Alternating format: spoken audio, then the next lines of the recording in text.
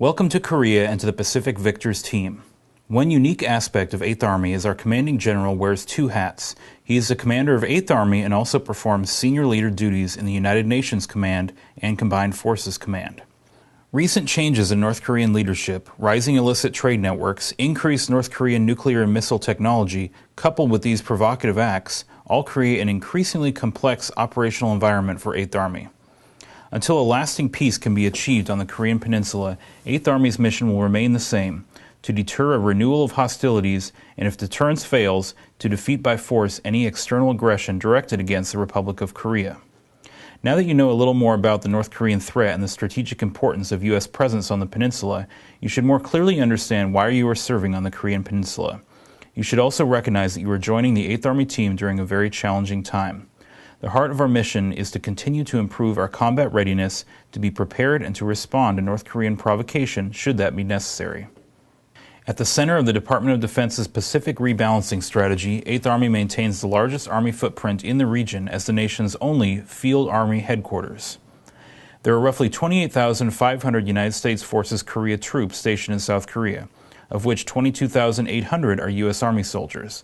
Along with our civilian counterparts and family members, there are about 42,800 personnel on Peninsula. The Korean Service Corps is a unique unit of mobilized Korean citizens activated to support the United States and United Nations forces in Korea to transport ammunition, food, and medicine to the front lines. The KSC was founded on 26 July 1950 under Presidential Emergency Decree of Syngman Rhee, leader of the Republic of Korea, in response to an urgent request for manpower by the commanding general, 8th United States Army. A unique and telling aspect of our relationship is our Korean augmentees to the United States Army, otherwise known as KATUSAs. No other partner nation puts their soldiers under the combat leadership of a foreign NCO. KATUSAs are among the best and brightest in Korean society, many having attended top American universities. KATUSAs serve directly in our formations and wear the U.S. Army uniform with the ROK flag on their right shoulder. Nowhere else in the world exists such a unique relationship like the ROK-U.S. alliance. Forged on the battlefield, this alliance represents common values, common ideals, and is based on the belief in individual freedoms and the right to make life better for oneself and their children. Korea has a long history dating back over 5,000 years.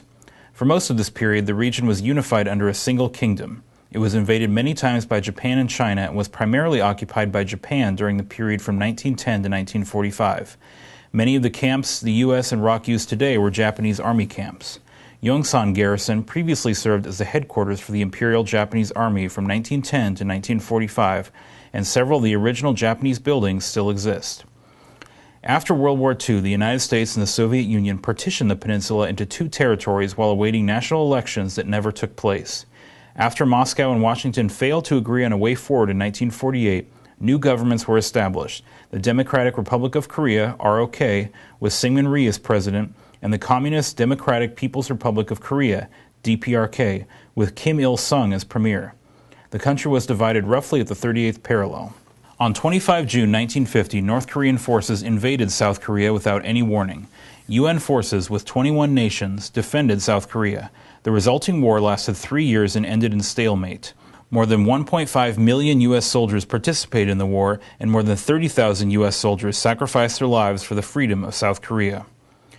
On 27 July 1953, an armistice agreement was signed and remains today. An armistice is a timeout or temporary ceasefire, so technically North and South Korea are still at war. This is what Seoul looked like during the Korean War. During the war, Seoul changed hands between the Chinese-backed North Korean forces and the UN-backed South Korean forces several times, leaving the city heavily damaged. However, the will of the Korean people was never defeated. South Korea emerged from the war focused on making the lives of their families and future generations better. From the burning rubble of war emerged the miracle on the Han. As Korea's economy started to grow, urbanization accelerated and workers began to move to Seoul and other larger cities. In the 1950s and 60s, North Korea was doing much better than South Korea. However, democracy prevailed, and in the 1970s, the South Korea economy and growth began to eclipse North Korea's economy. Today, Seoul is considered a leading global city, resulting from an economic boom and resulting growth which transformed it from the ashes of the Korean War to the world's fourth largest metropolitan economy after Tokyo, New York City, and Los Angeles, with a gross domestic product of $774 billion in 2012. This picture emphasizes the economic and quality of life disparities between North and South Korea. What is particularly disturbing about this photo is how little has changed for the people of North Korea. Not just since the current dictator Kim Jong-un took over from his father in 2011, but in the last decade in general. Pyongyang has a probable population of more than 3 million people, but you wouldn't know it looking down on the city from space. Only the faintest of glimmers rise from the capital city of Pyongyang. On imagery captured by military satellites, the country shows up like a gaping black hole in the flaming latticework of light that is Japan, South Korea, and China. As for power transition in North Korea, the supreme leader system is currently in its third generation of the Kim family. Kim Jong-un appears fully in charge of the country. He has replaced the majority of his military and political advisors and leaders, has continued nuclear and rocket testing, and continues a tradition of political rhetoric and provocation aimed at the U.S. and South Korea.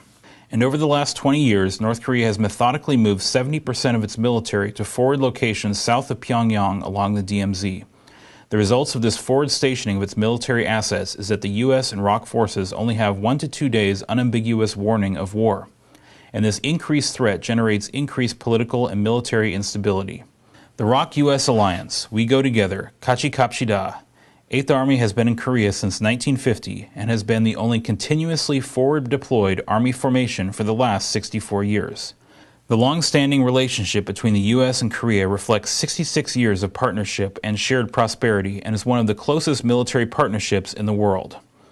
The Democratic People's Republic of Korea continues to be deterred from conducting attacks on the Republic of Korea largely because of the strength of the U.S. ROK alliance and the United Nations Command sending states' commitment. Together with our ROK allies, we will continue to deter North Korean aggression, and if deterrence fails, we will fight and win together.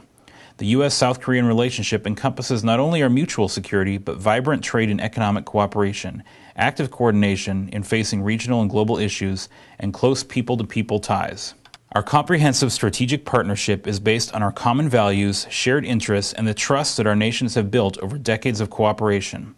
Our common values of commitment to freedom, democracy, and the rule of law, along with close ties between our peoples, are the foundation of the increasingly global partnership between our two great nations.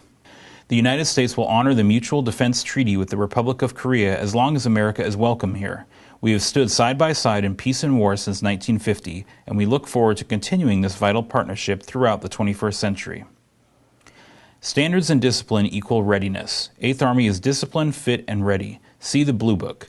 Success in our mission here in the complex environment and terrain of Korea demands the holistic fitness and discipline of every soldier. We must prepare for the harsh summers, bitter winters, and treacherous terrain throughout the Korean theater of operations, which makes the Korean Peninsula one of our most demanding operational areas in the world.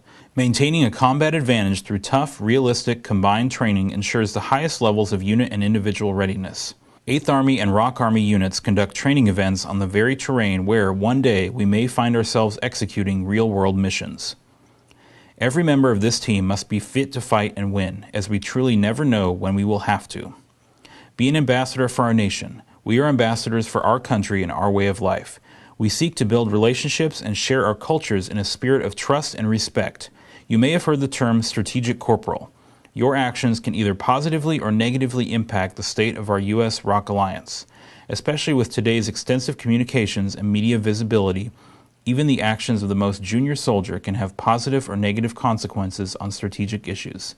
Although the alliance is extremely strong today, it can quickly weaken if your actions are not in line with U.S. and Korean expectations.